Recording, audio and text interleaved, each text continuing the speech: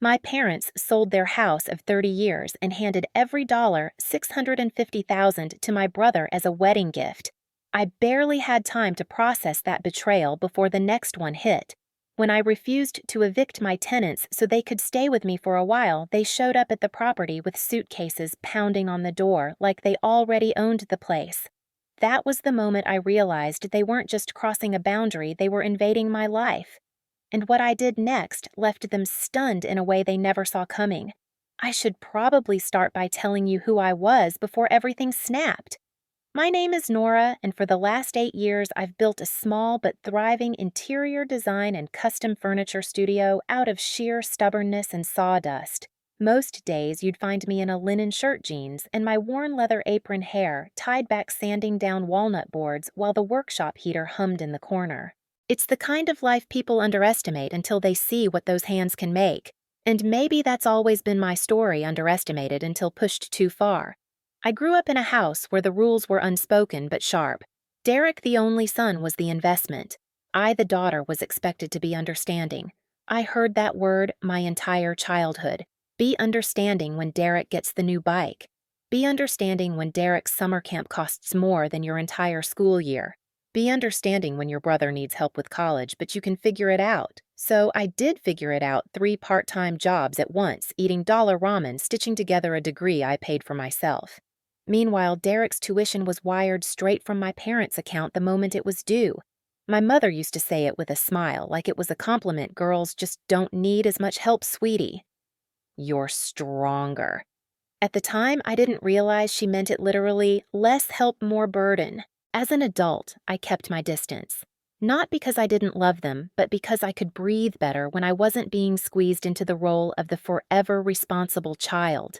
Then, I married Ethan, the first person who truly saw me, not the version shaped by guilt or obligation, but the woman who fought her way into a craft she loved. We bought a cozy home in Highlands Ranch and started talking about building a family. Quiet mornings with coffee on the porch.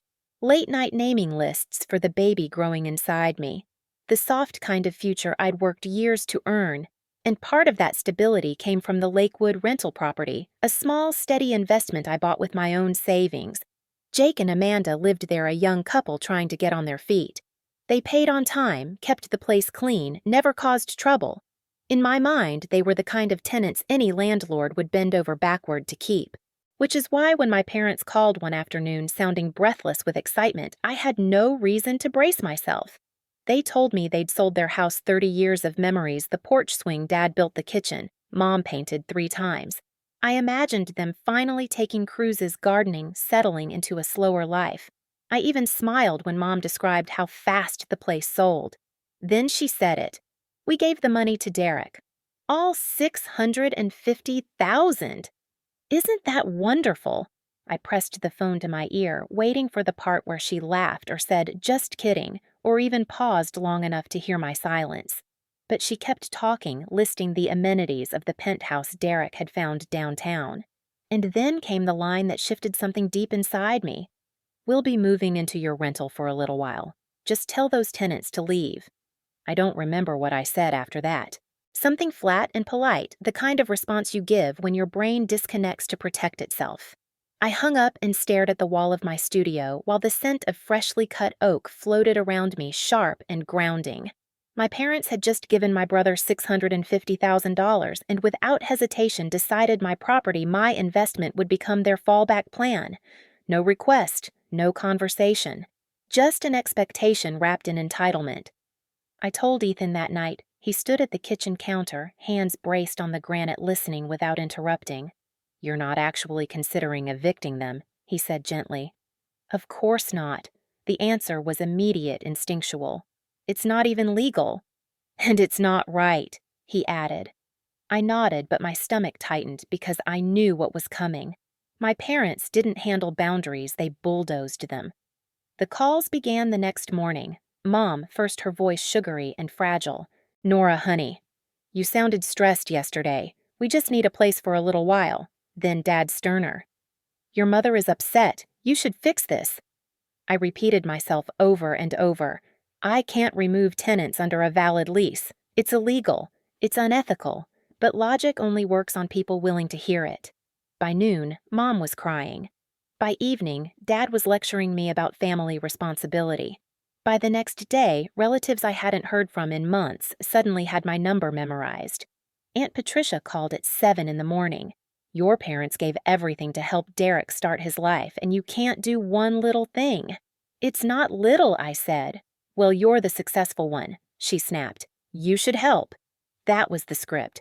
I was the capable one, the reliable one, the daughter whose comfort was negotiable because she could handle it. Derek texted me that afternoon. They need somewhere to stay. Be flexible, sis. Be flexible.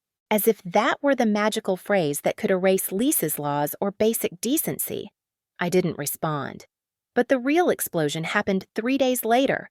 I was in my studio sanding the edge of a maple countertop when my phone buzzed nonstop. Jake's name lit up the screen. His voice trembled the moment I answered. Nora, there are people at the door saying they're moving in. They have suitcases. They're yelling. My heart dropped. Describe them. It's an older couple. They said they're your parents. Of course they did. I told him to stay inside, not to open the door, that I was on my way. Then I grabbed my keys, dust still on my jeans, and drove across Denver with my pulse hammering against the steering wheel. When I turned onto the Lakewood Street, I saw them instantly, my parents on the front porch, 2 large suitcases beside them, grocery bags dangling from Mom's wrist like they were checking into a vacation rental. Mom was pounding on the door so hard the frame rattled. Dad stood stiffly beside her, looking like he was already rehearsing the lecture he'd give me for being difficult. I stepped out of my car. What are you doing? Mom spun around, furious and relieved all at once. They won't let us in. It's not your house, I said. It's family property, she insisted, as if saying it made it true. Dad took a step toward me. We've been in a hotel for almost 2 weeks waiting for you to handle this. You created that situation, I replied. You sold your house. You gave away your money. That doesn't make my rental your backup plan. Mom's voice cracked, switching to her well-practiced heartbreak. How can you talk to us this way? After everything we've done for you. Jake cracked the door open just an inch. Do we need to call someone? He asked quietly. No, I said. Then I looked directly at my parents. But they will if you don't leave. The porch fell silent.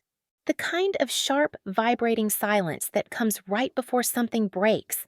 And in that moment, I understood exactly what I was up against. Not confusion, not desperation, but entitlement so deep they truly believed my life existed to cushion their choices.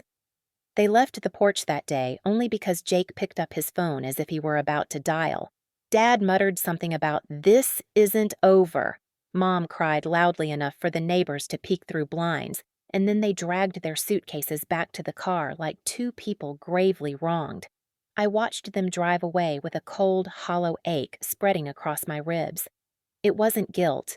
It was the realization that this was only the first attempt. By the next morning, the narrative had changed, and I'd apparently been assigned the villain role. My phone lit up before sunrise with a message from my cousin Brandon. I can't believe you'd abandon your parents like this. Then another from Aunt Patricia. We heard you refused to let them stay. They're practically homeless. Homeless. That was the word they chose, even though my parents had willingly handed their entire nest egg to Derek without so much as a second thought. The group chat I'd been forcibly added to, filled with passive-aggressive messages about family duty and honoring your elders. Not one person asked what had actually happened. Not one asked about Jake and Amanda or the legal lease. This wasn't concern, it was a coordinated guilt campaign. Ethan watched me read message after message while I sat at the kitchen island, one hand on my belly. You can block them, he murmured. I know, I said. And I did know. But blocking them didn't solve the larger truth my parents believed they had unrestricted access to my life, my home, my resources. If I didn't stop it cleanly now, it would bleed into every part of the future we were trying to build. Around that time, news about Derek started trickling in. Through my cousin Maria, one of the few neutral voices, I learned that the bank had denied Derek's mortgage application on the penthouse. They needed verification of income, she told me. He didn't have any. Without the loan, he couldn't close. Without closing the deposit, my parents' $650,000 wasn't coming back. Suddenly, their urgency made sense. They'd thrown everything into Derek's dream and now had nowhere to land. 2 days later, Derek himself called.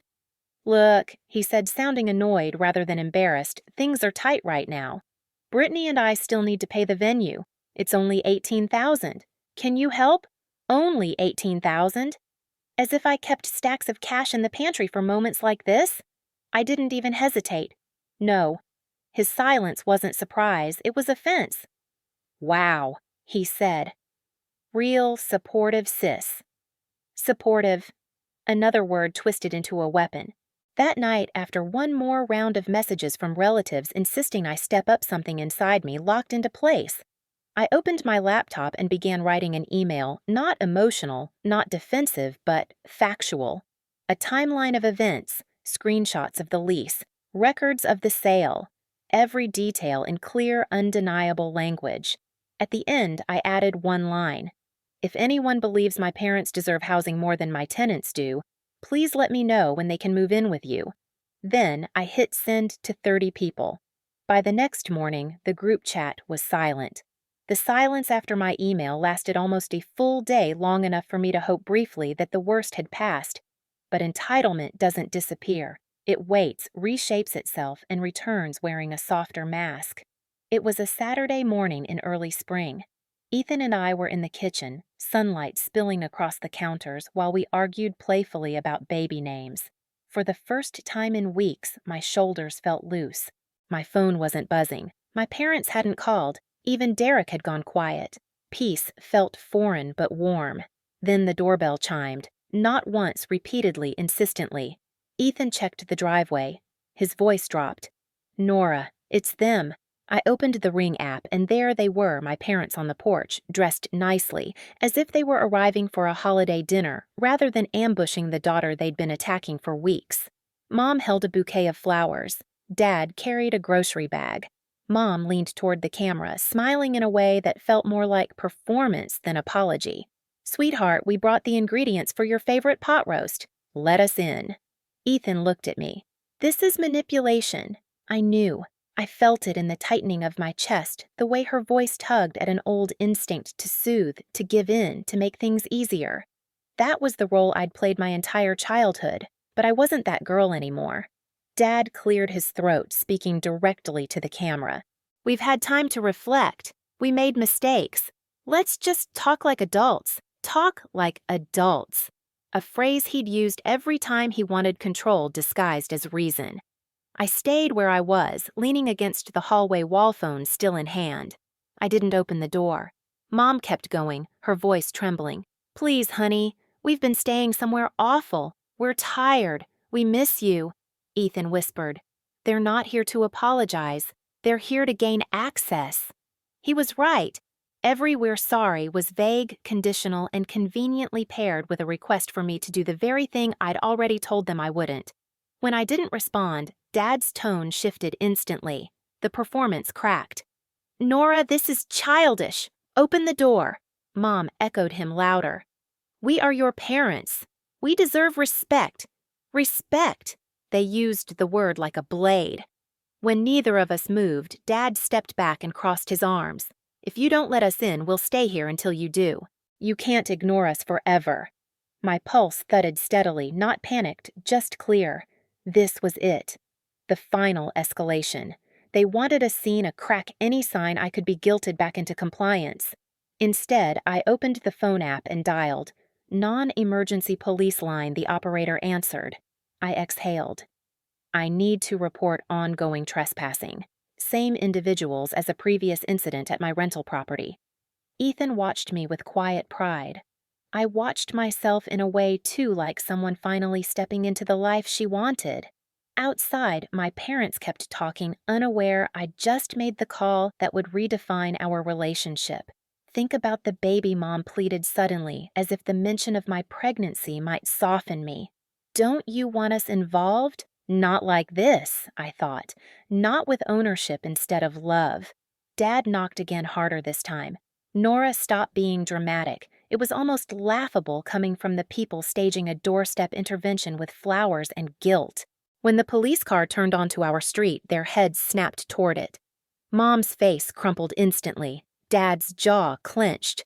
They both stepped back uncertain for the first time. The officer approached calmly. "Ma'am, sir, the homeowner has requested you leave the property." Mom pointed toward the door. "We're her parents." "She's confused." "She's not," Ethan said from behind me. The officer nodded at them. "You need to leave now. You've been asked before." Dad looked directly at the camera, eyes hard. "You'll regret this, Nora." But regret was never on the table. Relief was. They left slowly, dramatically, like actors hoping the audience would feel sorry for them. The car door slammed, the engine turned over, and they drove away without another word.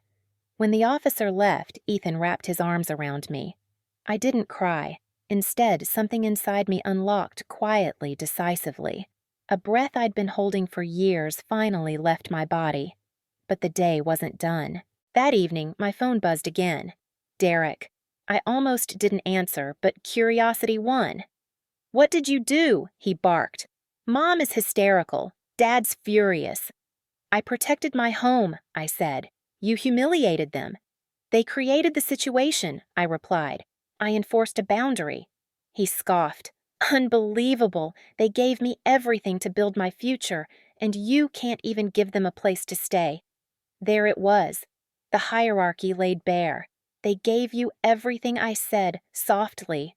Not me. A long silence stretched between us. "Then, you're going to pay for this," he hissed. I hung up. But the real ending wasn't a call or confrontation. It came 2 days later in a plain envelope delivered to my parents' new apartment, the one bedroom they'd finally rented when all their options fell apart. A formal notice drafted by my attorney. Cease trespassing or face further legal action. Any additional attempts to enter my properties would be documented and submitted. According to Maria, my parents went pale reading it. Not angry, not devastated, reeling. In the weeks that followed, the noise around me finally quieted. My parents moved into a modest one-bedroom on the edge of town, nothing like the life they'd imagined when they handed Derek $650,000, but it was the only place they could afford. The calls from relatives faded too, once they realized the version of the story they'd been fed didn't hold up against fax leases and the police report. Entitlement is loud at first, but it dies quickly when no one feeds it. Jake and Amanda stayed in the Lakewood house grateful and steady, sending me updates about the garden they'd planted in the backyard. Their kindness felt like the universe reminding me I'd chosen the right people to protect. At home, quiet returned, real quiet, the kind that settles into the walls and stays. Ethan and I finished the nursery brushing soft green paint onto the walls while sunlight drifted through the window. Every stroke felt like reclaiming something space safety, a future unmarred by manipulation. For the first time in my life, my boundaries weren't questioned or punished. They simply existed, and the life on the other side of them was peaceful. Looking back, people assume the hardest part was calling the police on my own parents. It wasn't. The hardest part was realizing how long I'd lived smaller than I needed to, shrinking myself to keep the peace, accepting scraps of respect, because I was told daughters should be understanding, but peace built on silence isn't peace at all. It's surrender. And the day I stopped surrendering, my life finally opened. My parents may never understand the line I drew, but that line is why my child will grow up in a home shaped by love, not obligation. That's the legacy I choose. If any part of my story felt familiar, share your experience in the comments. And if you want more real stories about family boundaries and finding your voice, make sure you subscribe so you don't miss the next one.